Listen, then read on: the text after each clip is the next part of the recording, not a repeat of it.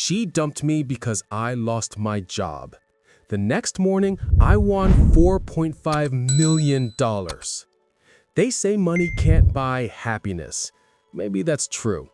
But I can tell you from personal experience, poverty reveals people's true colors faster than anything else. My name is Mike. 3 years ago, I was sitting on the curb outside the apartment I paid for, watching my girlfriend of 4 years, Sarah, load her designer bags into her sister's car.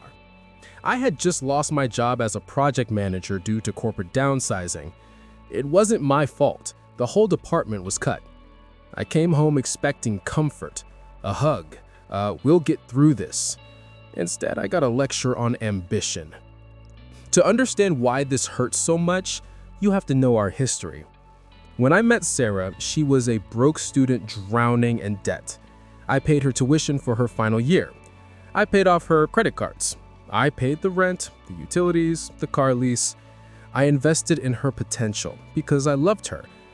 But the literal second the cash flow stopped, her love evaporated. "I can't be with a deadbeat, Mike," she said, checking her makeup in the side mirror.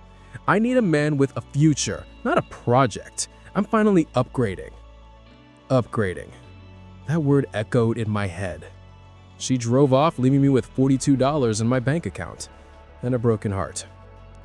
She blocked me on everything before she even turned the corner. That night was the darkest of my life. I couldn't sleep. I felt worthless. The next morning, I was cleaning up my wallet, looking for loose change to buy coffee. Tucked behind an old receipt was a lottery ticket. I had bought it 3 days prior, right before I got fired. I bought it on a whim while getting gas. I almost threw it away. What's the point, I thought. I never win.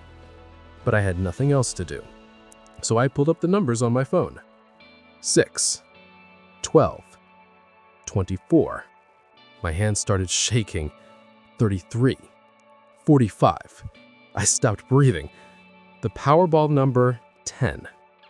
I scanned it again, and again, and again. $4.5 million. I didn't scream. I didn't jump.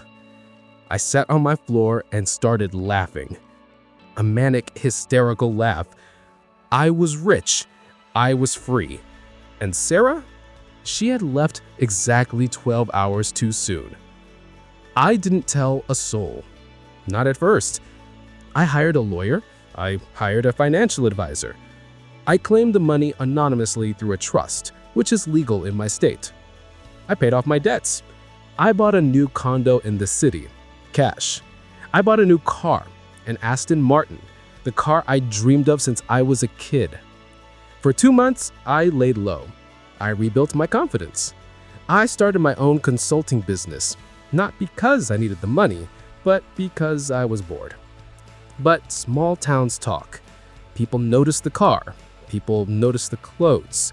Rumors started flying that I'd come into an inheritance or started a successful tech company.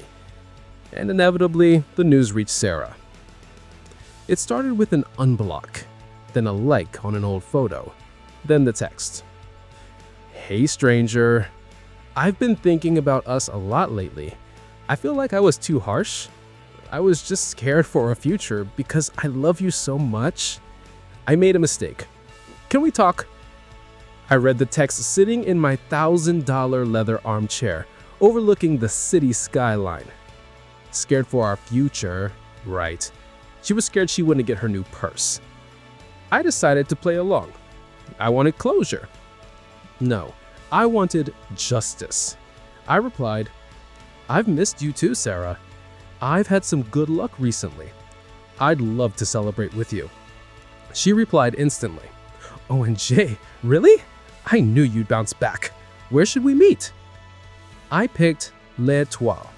It's the most pretentious, expensive French restaurant in the city, the kind of place where an appetizer costs more than her weekly grocery budget. I told her, "Reservation is for 8 p.m. I'm running a bit late finishing up a business deal. Go ahead and order. Get the expensive champagne. Get the lobster. Celebrate. I'll be there by 8:30, my treat." She texted back, You're the best. Can't wait to kiss you. I drove to the restaurant at 7:45, but I didn't go in.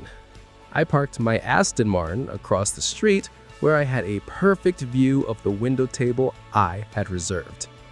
I watched her arrive. She looked stunning. She was wearing a dress I had bought her for our anniversary. She walked in like she owns the place. She sat down. She ordered the bottle of Dom Perignon. She ordered the seafood tower. She was beaming, taking selfies, probably drafting a we're back together post for Instagram. 8:30 passed. She checked her phone. 8:45 passed. She started looking around, annoyed. 8:55. I texted the waiter. I had visited earlier that day and tipped him $500 to deliver a specific package at my signal. I watched the waiter approach her table. He was carrying a silver tray. On it was a bottle of wine, not the Dom Perignon. It was a bottle of $2 Chuck, the cheapest, nastiest gas station wine available. And next to it, a folded nut. I watched her confusion. She looked at the cheap wine. She picked up the note. I recited the words in my head as she read them. Sarah, you said you needed a man with ambition. I have that now. You said you were upgrading. I hope you enjoyed the upgrading. Ambition is great. Money is fantastic. But loyalty, that's priceless. And you can't afford it. There is no inheritance. There is just me. The lottery ticket I bought the day before you left. And the realization that losing you was my biggest win. Enjoy the champagne.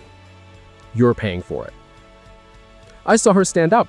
She was screaming at the waiter. She was pointing at the phone. She looked out the window and, I swear, for a second, our eyes locked across the street. I revved the engine of the Aston Martin. It gave a beautiful, deep growl. I pulled out of the traffic and drove away. I heard later that her card declined. Her parents had to come down and pay the $800 tab. She tried to bang on my door the next day, but the doorman at my new building didn't let trash in. I'm currently traveling through Europe. I'm single, I'm wealthy, and for the first time in my life, I know exactly what I'm worth. And it's a hell of a lot more than $4.5 million.